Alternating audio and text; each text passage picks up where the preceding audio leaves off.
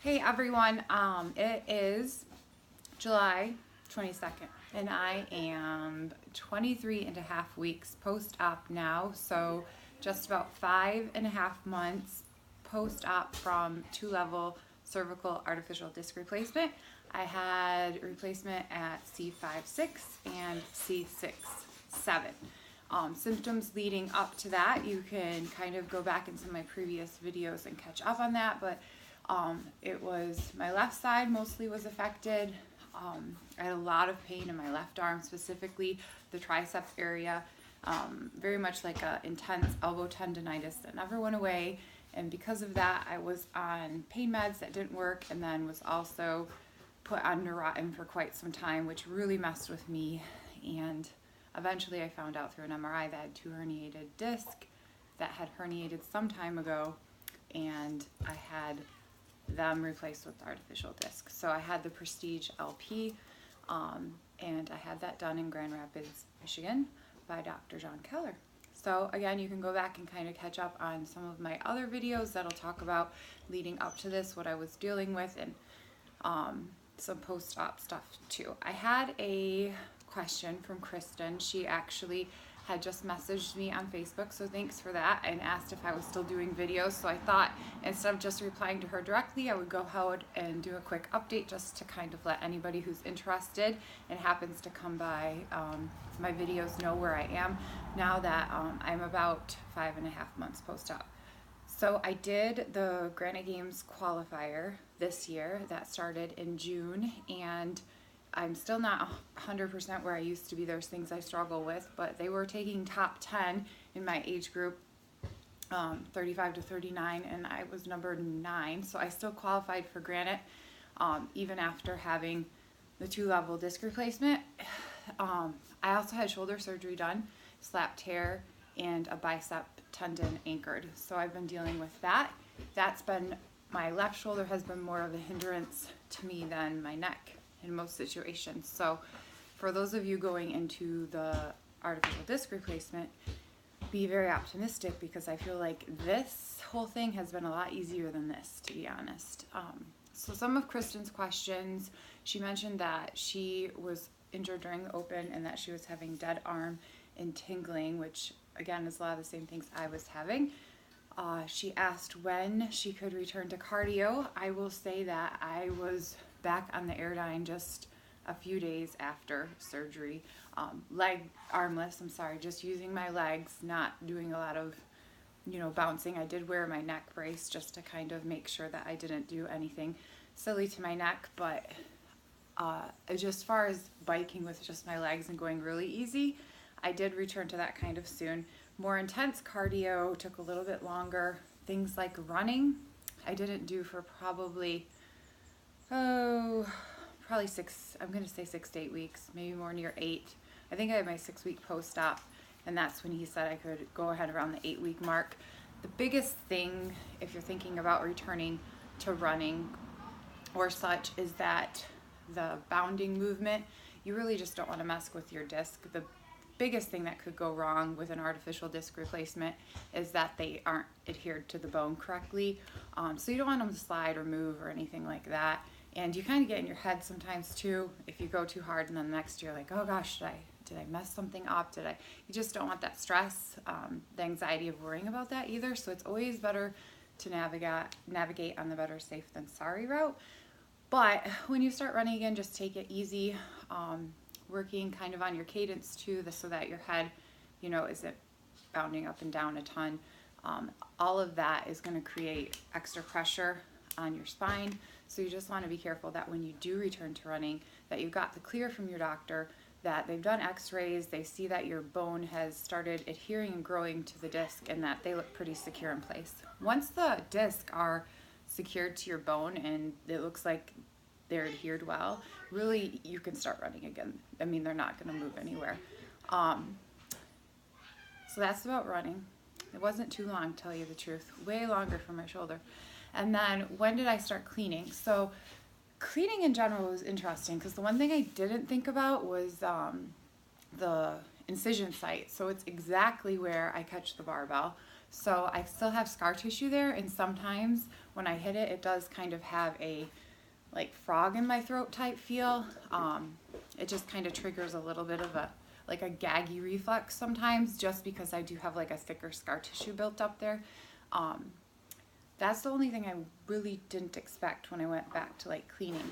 However, you're going to want to make sure that your incision is completely healed before you start putting the barbell in the area, such as for front squats and cleans, because you really don't want to irritate it or reopen it. So in my situation, I did not have any type of sutures or anything. They just used a glue on it.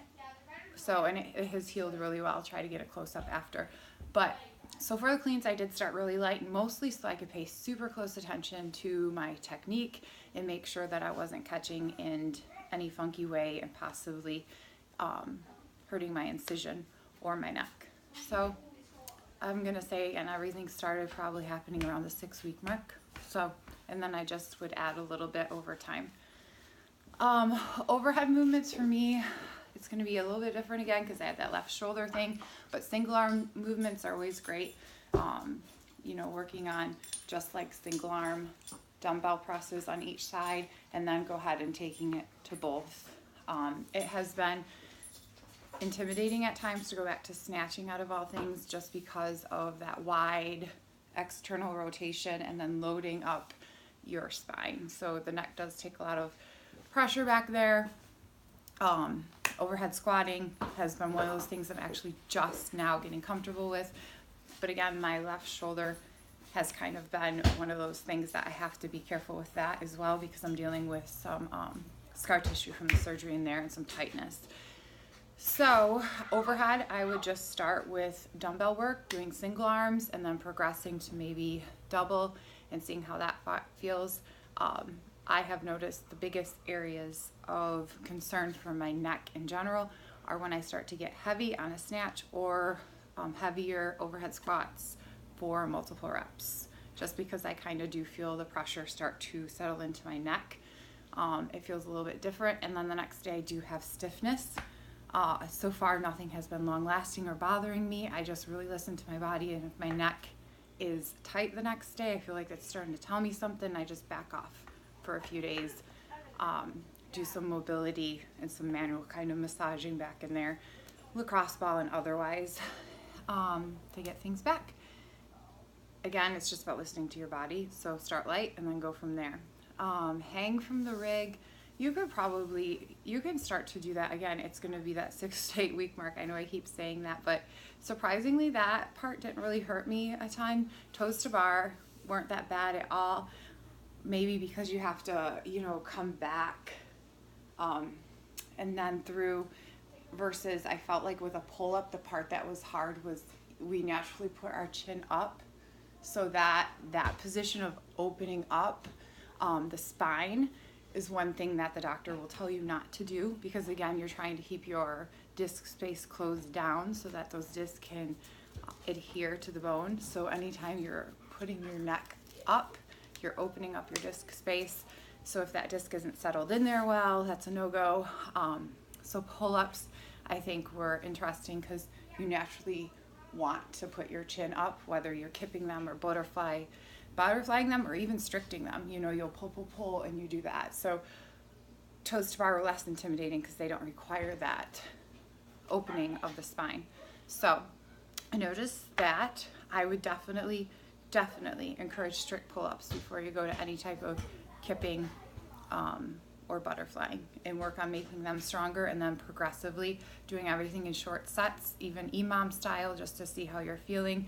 The last thing you want to do is just be like, I'm going to do butterfly pull-ups today in an intense Metcon, and then just see how it goes, and you're hurting the next day and regretting what you did. So I always recommend, you know, just doing EMOM and then building on that. So maybe you'll do an 8-minute EMOM that you'll do, you know, 8 to 10 pull-ups, rest, 8 to 10 pull-ups, and then just track yourself, see how you feel the next day and immediately after as well. I think that's all that I have to say about that. I got married in June, and I was worried about my scar, and it has healed nicely. Hasn't been a big thing. Actually, no one has ever like noticed or said anything. The people who do know I had surgery even say like the scar looks well. So I'm really happy with how that's healed, and I'm happy that I'm still in no pain. I have neck stiffness and tightness at times, and I definitely can tell things are different in my body, both because of my neck and shoulder, but I'm just trying to stay in tune with them. I've done some handstand push-ups, nothing kipping wise, mostly doing negatives and strict work. I don't ever, do any compound type movements on my spine, because that would be a no-go. And I've progressively started to do heavier overhead squats and snatches now, so it's getting there for sure. Here is a close-up of my neck. So this is 5.5 months again post-op. And I did not do any Mederma or any scar cream on that, but the doctors will recommend that. You could try it, it might help. I was just lazy. I went to the store and I couldn't find it, and then I gave up. So that is it. If anyone has any more questions in the future and wants to know, just let me know and I'll try to post another video. Good luck to anyone who has any upcoming surgeries or is dealing with this. Wish you the best.